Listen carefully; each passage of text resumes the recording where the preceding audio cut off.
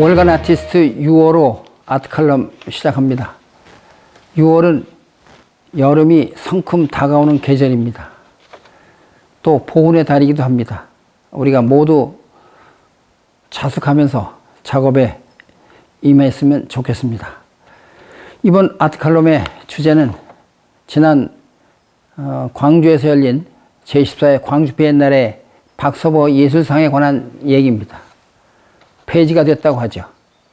그래서 원로작가 박서보는 왜 욕심이 그리도 많은지 비우고 가면 나머지는 후배들이 채울 텐데 우리가 모두가 망신스럽다. 이런 제목으로 이야기합니다. 예술 세계에는 대가라고 하는 것이, 큰 작가라고 하는 것이 그냥 유명세만 타면 되는 건지, 도덕성은 문제 삼지 않는 건지, 이런 것들이 회자되는 이야기 중에 하나입니다.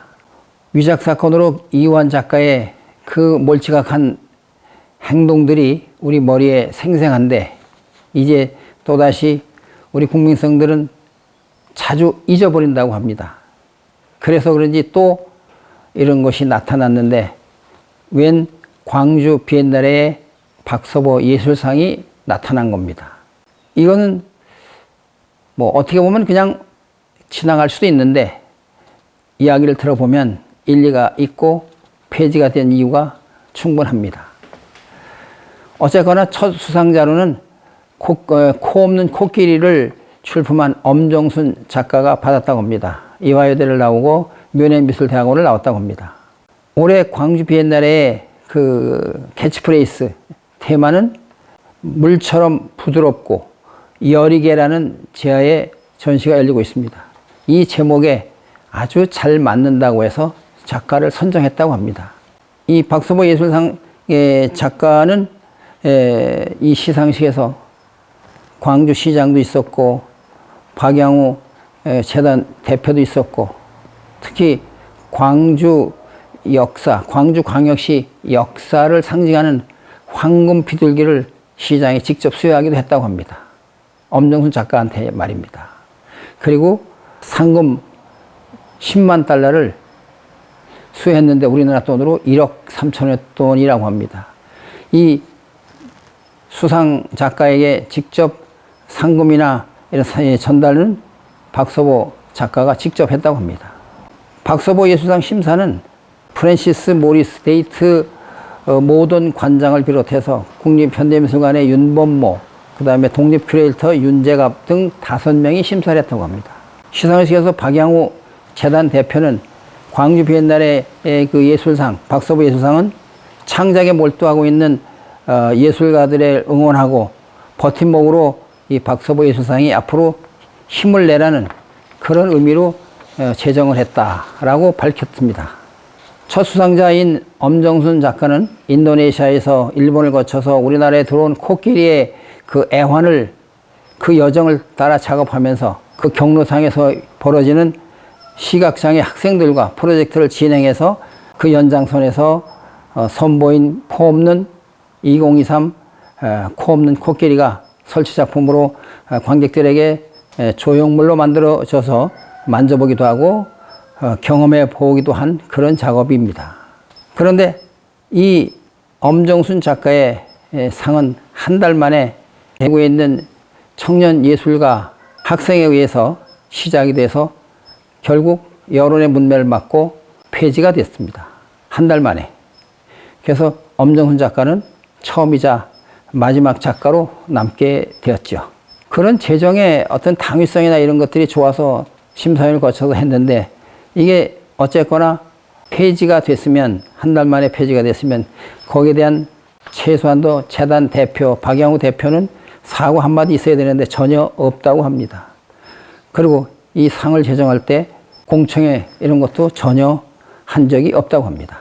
그 연휴, 폐지된 연휴를 살펴보면 광주 지역도 아니고 대구 지역에 있는 미대 졸업반에 있는 청년 작가 박소연이라는 26살 학생에게 백기를 든 편이 된 겁니다. 자세히 알아보니까 무슨 얘기냐면 시상식 날에도 피켓을 들고 몇 명과 함께 시위를 했다고 해요.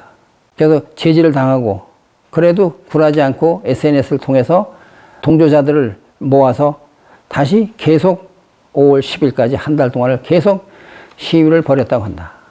그 시위를 벌인 내용이 뭐냐?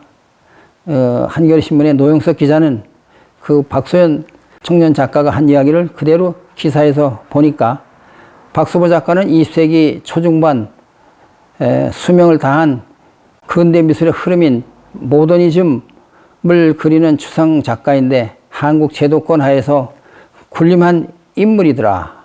이렇게 말하고 있다. 1980년대 이후 낡은 모더니즘을 전복시키면서 컨템포리라는 이름하에 새롭게 시작된 동시대의 현대미술을 내미는 게 말이 되느냐는 거다. 이런 인물들을 만들어서 광주 미술인들을 설득을 하고 나아가서는 광주 민미협의 김병택 회장을까지 전달이 돼서 큰 충격을 안겨주면서 교감을 얻었다고 합니다. 그 교감을 얻은 것이 모더니즘과 컨템포리의 이질성을 이야기 나누다 보니까 충분히 교감이 됐다고 합니다.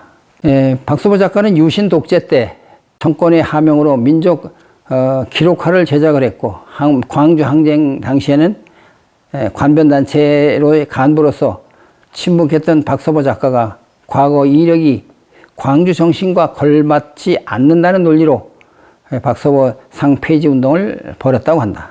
시위는 한 달 동안 계속 이어졌고 그러다 보니까 여론의 문매를 맞고 여론도 부정적이고 광주 미술인들을 비롯해서 주변 미술인들이 공감대가 형성이 돼서 폐지에 이르기까지 했다. 그런 얘기입니다.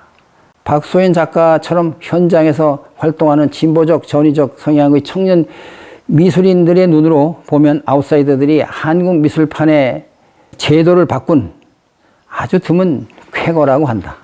모더니즘을 입고 90줄 나이에도 실제로 군림하는 제도권 원로작가 박서보, 광주 정신을 안고 태어난 비엔날레의 수상 권력을 쥐고 개입하겠다는 게 말이 되느냐는 공분이 컸다고 한다.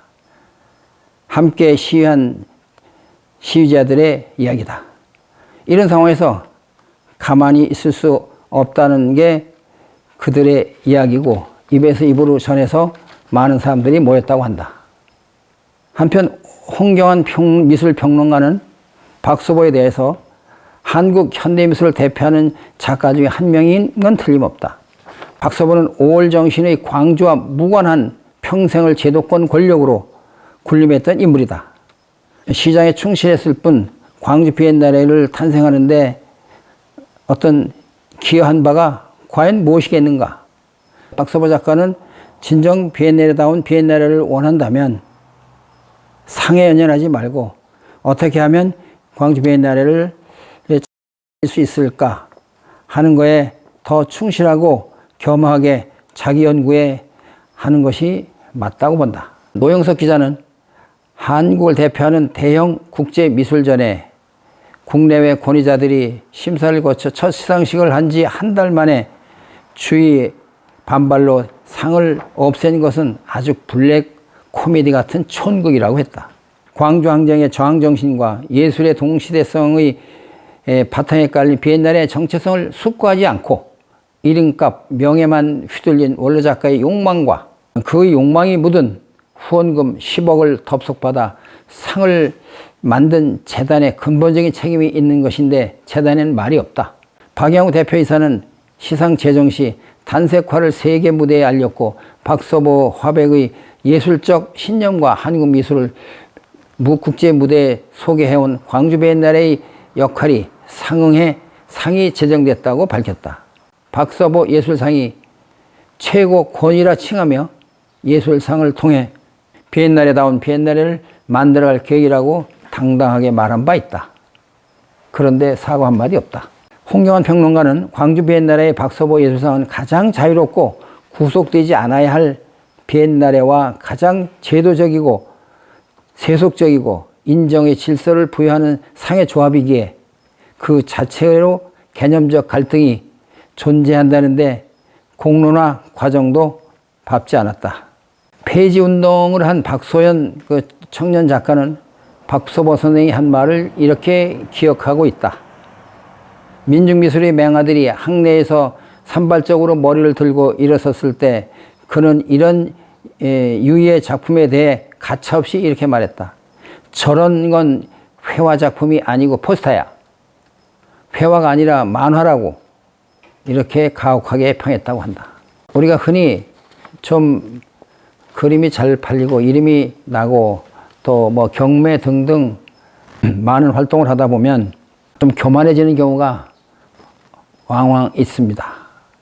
이완 작가의 교만이나 박서보 작가의 10억의 후원금을 내서 상을 제정하는 그런 어처구니없는 행동이나 또 그 행동에 광주인들이 맞장구 쳐서 상을 제정했다가 대구의 한 청년 작가에 의해서 공감대를 형성하게끔 민족미술협회 회장을 비롯한 광주 미술인들과 여론을 설득시켜 광주 정신과 아무 관계가 없는 제도권에 있는 박서보 예술상이 광주 비엔날에 적합하지 않다는 이런 논리로 계속 접근하여 성공한 케이스 중에 하나다.